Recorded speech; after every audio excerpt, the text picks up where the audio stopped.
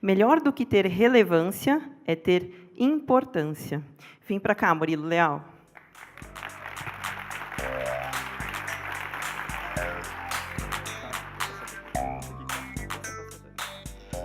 Boa tarde, pessoal, tudo bem? Vocês podem ver, eu sou o caçulinha dos Top Voices. E isso é bom, né? Porque está do lado de um monte de gente interessante, gente que trabalha, que executa, para mim é muito bom.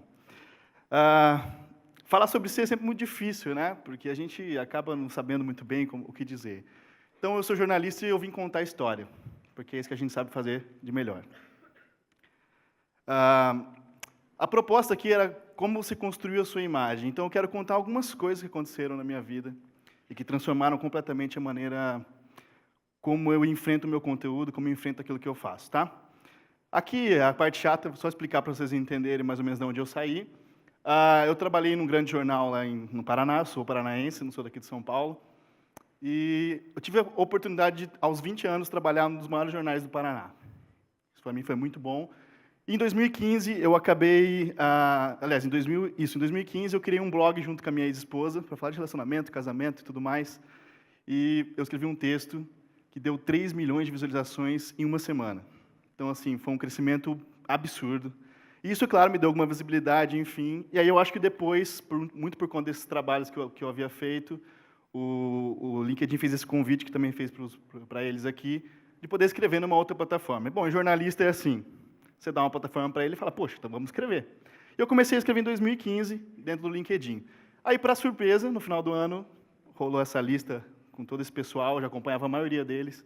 Para mim foi um grande privilégio poder participar dessa lista. É claro que daí, com a visibilidade, algumas coisas foram acontecendo, né? Trabalhava num programa de televisão, também produzia. Que uma coisa que vocês vão aprender sobre jornalista, a gente sempre está fazendo tudo. Então, não tem um negócio, ele é especialista nisso, a gente faz tudo. Eu, particularmente, só não trabalhei em rádio. O resto, eu fiz tudo dentro do jornalismo, tudo. Isso foi muito bom para mim. Eu quero... Uma vez eu estava conversando com um amigo meu, contar algumas histórias para vocês. A gente estava falando sobre uma terceira pessoa, uma outra pessoa, num café. E essa terceira pessoa é uma pessoa muito difícil de lidar, né? Você deve ter pensado em alguém aí na sua vida que é uma pessoa muito complicada. E aí a gente falando sobre ela, e esse meu amigo falou assim, o fulano de tal, eu quero que ele se dane. Quero que ele se dê mal. Quero que a vida mostre para ele o quão ele é mala, o quão ele é ruim e tal. E eu ouvindo, né? Aí eu disse para ele assim, cara, a história das pessoas é muito importante. Se ele pensa o que pensa, se ele faz o que faz, se ele imagina o que ele imagina, se trabalha o que ele trabalha, é porque tem uma história que o leva até lá. Então eu queria contar algumas coisas sobre a minha história, que vocês vão entender como o meu conteúdo acabou me trazendo para essa realidade. A primeira eu chamo de história do telefonema. Essa história é o seguinte, estava eu, trabalhando no jornal, era um sábado, e era pós-feriado, e eu era um dos responsáveis por colocar notícias no site, alimentar o site, né? E na época, se eu não me engano, eu era estagiário só. E eu estou naquele desespero, atrás de notícia, lá no Paraná, lá em Londrina, não é tão... tem tantas notícias como tem aqui em São Paulo, né? Então a gente tem que ficar fazendo um trabalho um pouquinho mais diversificado, tem que ficar indo atrás mesmo. Então eu tinha ligado para o bombeiro, para a polícia, para os Power Rangers, tinha ligado para todo mundo para saber se tinha alguma ocorrência mais grave. E nada, cidade parada. E eu, de 15 em 15 minutos, tinha que pôr notícia. Aí meu telefone toca, meu ramal, eu atendi, era a chefe de redação. Eu era só um estagiário na época.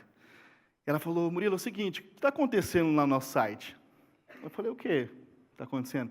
Ela está paradão lá, meu, vai atrás de notícias e tal. E eu falei, olha, não está acontecendo muita coisa, está meio tranquilão hoje, pós-feriado. Ela falou assim para mim, não interessa, eu estou te pagando para você colocar notícias aí no site. Puf, desligou na minha cara.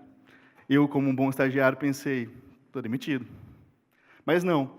E aí, eu juro para vocês, juro, que foram 4 segundos na minha mente que surgiu a seguinte ideia. Podia acontecer só uma desgraçazinha bem pequenininha, um tsunamizinho, assim, uma coisa bem leve, para eu conseguir ter uma noticinha assim. A gente ri, né, disso tudo e tal. Mas depois eu pensei, cara, olha que maluquice. Quem é você? Você tem 20 anos, está aprendendo. Que história é essa? E aí naquele dia eu pensei, meu, tem alguma coisa de errado comigo. Eu já fui picado sei lá, pelo inseto do mau jornalismo, né? Não sei tão cedo assim, né? E eu falei, cara, tem uma coisa errada comigo. E eu pensei, talvez seja um ambiente, talvez seja a proposta que eu estou aqui. E aí, a partir daquele dia, eu pensei assim, cara, não dá para viver assim. Tem que haver algum sentido e algum propósito. Qual é o meu serviço? Por que eu estou aqui fazendo o que eu estou fazendo? Né? Todo mundo já teve essa pergunta em um momento da vida. Eu dou graças a Deus que me deu aos 20 anos. Tem gente que, às vezes, lá para os 40 começa a se perguntar. Né? Então, eu me sinto um pouco privilegiado por isso. E essa experiência me trouxe essa realidade, de falar, cara, calma, o que você está fazendo aqui? E aí, tudo bem, depois foi passando, consegui o trabalho, passei por outras empresas e tal, mas esse aprendizado foi muito importante para mim. Eu falei, cara, eu preciso saber por que eu estou fazendo o que eu estou fazendo. E a minha geração tem isso mais rápido, né? Sofre essa pergunta mais rápido. Então, essa foi a primeira história que me transformou. Então, em todos os momentos, em tudo que eu produzo, seja texto, vídeo, tudo que eu estou fazendo, tudo que eu estou metido no meio, eu penso, qual é o sentido disso aqui? Nem que seja um sentido básico, aqui o Mark falou de alguns, né? Nem que seja um sentido básico. Às vezes é só para ganhar dinheiro mesmo. Às vezes é só para fazer uma conexão. Mas qual é o sentido? Isso tem que estar muito claro para a gente. E eu tenho alimentado isso.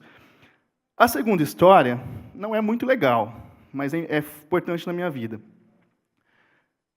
Esse rapaz aí é o meu primo. Eu tenho 3 irmãos do lado de pai, e esse primo meu. Nós somos em 4. E essa foto aí foi eu que fiz. Eu que fiz essa foto. Mais ou menos uma semana antes dele me falecer. Essa foto eu que fiz.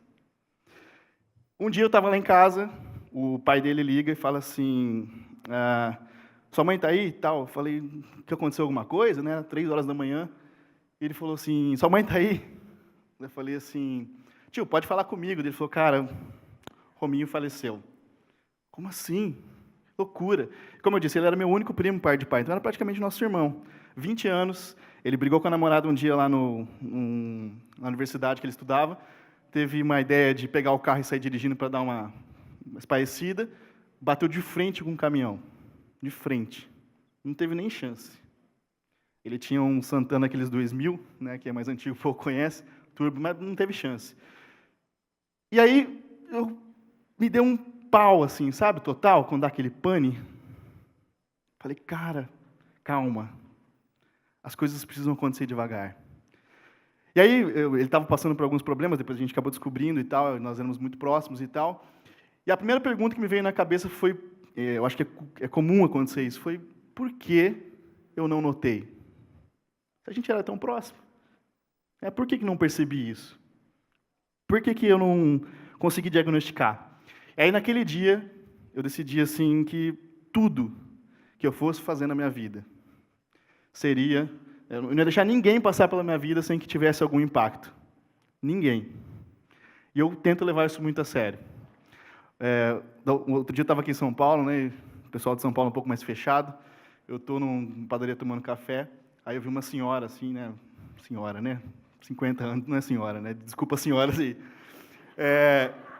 Uma pessoa um pouco mais velha que eu, vamos dizer assim. E eu estou lá na padaria tomando cafezinho, ela com aquela cara assim, triste, né? E tal. Eu, muito atrevido que sou, cheguei e falei assim, oi, tudo bem? Aí, os paulistas não estão acostumados a conversar, né? Com gente estranha. Ela me olhou assim, tipo, quem é esse rapaz, né? Falei, tudo bem? Ela falou assim, olha, mais ou menos, né? Sabe como que é a vida?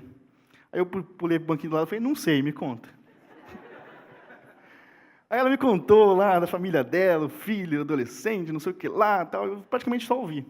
Ela conversou, estava até meio atrasado já, e fiquei ouvindo ela falando.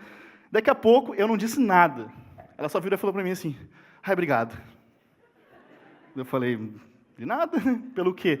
Ela, olha, eu estava precisando falar com alguém, mas isso não acontece muito, eu estava muito triste e tal, e começou a conversar comigo. Então, assim, a partir desse momento eu pensei assim, cara, eu não vou deixar ninguém passar pela minha vida sem que haja um impacto na vida dela. E lá nos meus textos, quem está acostumado, né, não sei se alguém conhece aqui, eu sempre tento fazer isso. Qual é a ferramenta que eu ofereço para o meu leitor? Depois que ele passou pelo meu conteúdo, o que ele aprendeu? Qual foi a diferença do meu conteúdo em relação à experiência que ele teve? O comentário que eu mais adoro, que eu costumo dizer que é o meu salário, quando alguém diz assim, obrigado, isso me ajudou muito. E às vezes é muito perigoso, né? Quando a gente tem muita relevância, essa coisa é muito perigosa. Uma vez aconteceu comigo, eu sempre conto isso também. eu escrevi uma história, um texto falando da minha história, né? Que eu saí do jornal e tal, fui fazer o meu próprio negócio, enfim. E contei com tanta paixão, mas com tanta paixão no texto, que um rapaz de uns 18 anos falou, cara, vou pedir demissão amanhã.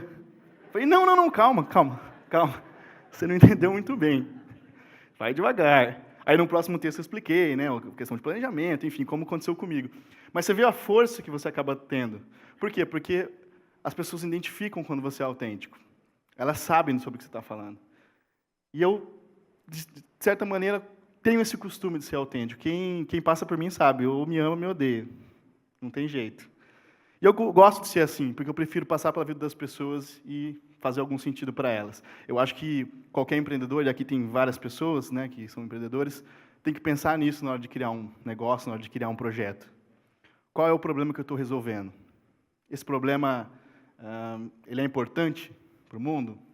Porque se for só para ganhar dinheiro, eu, por experiência própria, digo, não funciona. Sou jornalista, né? Então dinheiro não é muito meu forte. Não funciona, tá? Então, essas são as duas histórias. Aí eu queria trazer para vocês algumas diretrizes, algumas coisas que eu percebo dentro do meu conteúdo e dentro das coisas que eu participo, que me projetam de uma certa maneira. Eu quero trazer para você de lambuja aqui, de grátis, como diz um amigo meu. De lambuja, tá? E é uma coisa que eu percebo em muitos conteúdos, não é só meu. Primeira, emoção. Todo projeto que você for se colocar, se inserir, a emoção é muito importante. Nós estamos num momento apático, não é? Eu contei para vocês aqui agora dessa senhora. Ela precisava só sair daquele momento que ela estava. Então, todos os conteúdos que eu crio, eu tento gerar nessa pessoa uma emoção. E aí não é aquela coisa publicitária, né? De propaganda de margarina com a família. Não é isso que eu estou falando. A emoção mesmo. Às vezes eu até acabo provocando as pessoas. Mas tirar ela do lugar. O que não quero é que ela leia o meu texto, feche a janela e fale, legal. Para mim não faz sentido isso tudo. Tem que causar nela algum impacto. Já faz alguns meses que eu não escrevo texto, muito por causa do tempo também, mas eu percebo como as pessoas sentem falta disso, porque gerou nelas, todo esse conteúdo que eu criei, gerou nelas uma certa, a palavra não é ideal, não é independência, né, mas gerou nelas esse impacto. Então, se você vai começar a produzir conteúdo, se você vai começar algum projeto, lembre-se de que são pessoas do outro lado. Esse é básico da venda, né? Você não vende um produto, você vende uma emoção. Quando você está com um tênis novo, você tem uma emoção nova. Então, lembre-se disso. Segunda coisa, lado B. E aí é uma coisa bem de jornalista isso. Eu percebo que as pessoas consumem meu conteúdo, e de outras pessoas que também têm essa abordagem, que fala assim, todas as vezes que eu for consumir aquele conteúdo daquele cidadão, daquela pessoa, daquela personalidade, ele tem sempre um lado diferente de ver. Clichê não funciona, ou funciona menos, né? Qual é a contribuição, qual é o posicionamento que você tem, qual que é o olhar que você tem, você, sua empresa, seu produto. Isso é muito importante, porque gera em quem está consumindo esse conteúdo a ideia de que sempre vai ter benefícios em seguir. E eu tenho certeza que muitos dos meus seguidores não foram muito porque eu escrevo demais, porque eu sou um bom jornalista, não é por isso. É porque eles sabem que todo o conteúdo que eu vou apresentar ali, quando piscar a janelinha ali que eu escrevi um novo texto, vai ter uma abordagem diferente. Certo? Então, lado B é muito importante. Se você vende mais um produto convencional, ok, você vai se posicionar no mercado normal, talvez vende bastante, mas você não vai ter nenhuma expressão de marca ou pessoal, né, que seja. Fala-se muito sobre empatia hoje, né? Eu enxergo com bons olhos isso, nós estamos resgatando algumas coisas, alguns valores, e a empatia é uma delas. Todas as vezes que eu recebo um comentário, eu recebo 3 tipos de comentário lá. Um é assim, que legal, sensacional, um monte de coisa. O outro é assim, puxa, cara, eu me vi muito nesse seu texto. Puxa, cara, faz o que você escreveu faz muito sentido. Eu poderia ter escrito isso. E o outro é, fulano de tal, olha o que nós estávamos falando naquele tal dia. Marca alguém assim. São 3 tipos de comentário. E para mim o mais valioso é esse. Quando alguém fala, eu me percebi nesse texto. Tudo isso que você construiu aí sou eu. Para mim, objetivo alcançado. Você achou, Renato? Acho que eu apertei errado aqui. Aí. Uma outra sensação que eu percebi que funciona muito bem e também tem a ver com essa minha história, com essa minha ideia, é você tem que ser a pessoa que mais ajuda o seu leitor, o seu consumidor, enfim, o seu seguidor. Se ele não tem nenhuma ajuda da sua parte, se ele não se percebe ajudado, ok, ele vai passar batido no seu conteúdo. Qual é a contribuição? Então, assim, vou trazer para o texto. O que eu tento fazer no texto? Ao final, ou durante o texto, criar assim, como eu posso ajudar essa pessoa? Efetivamente. Efetivamente. Ou seja, como ela vai sair do trabalho dela para empreender, quais são os passos que ela tem que tomar. Ou, né, eu não sou nenhum guru de empreendedorismo, mas quais são os passos que eu tomei, o que deu certo para mim. Eu tento compartilhar isso. No jeito que segunda-feira, quando ele chega lá no trabalho dele, na baia dele, ele lembre disso. Ele lembre. E tem essa vontade de fazer isso. Então, você é o maior ajudador do seu público. Você é o maior ajudador do seu público. Certo? Por último, a minha geração, especialmente, e algumas que vêm depois de mim, a gente tem muito essa coisa da experiência, né? Então, se você gera uma experiência no seu leitor, no lado de lá do seu conteúdo, certamente ele vai querer compartilhar com você. E a experiência ela é fundamental. Eu vejo aqui, por exemplo, daqui de cima, eu consigo ver o rosto de muita gente. E eu vejo alguns estão tendo experiência com isso aqui agora. Tô falando, puxa, alguns estão meio que dormindo também, mas faz parte. Mas é uma experiência. Ou seja, qual é a experiência que você está apresentando para o seu público? Qual é? Se você está só fazendo... Eu trabalhei em agência também. Alguns clientes falavam assim, não, eu quero só ter um postzinho lá no Facebook lá. Eu falava, puxa, mas qual é a experiência que você desenvolve? É só para ter uma presença ali? Não vai funcionar. É uma estratégia errada. Então, lembre-se. Vou voltar ali para a gente só lembrar. Emoção. Lado B. Empatia. Ajuda. Experiência. Agora eu quero que você pense assim, não precisa falar para não passar vergonha, mas pense assim, quais são as ideias que permeiam a sua vida? Por que você está fazendo o que você está fazendo?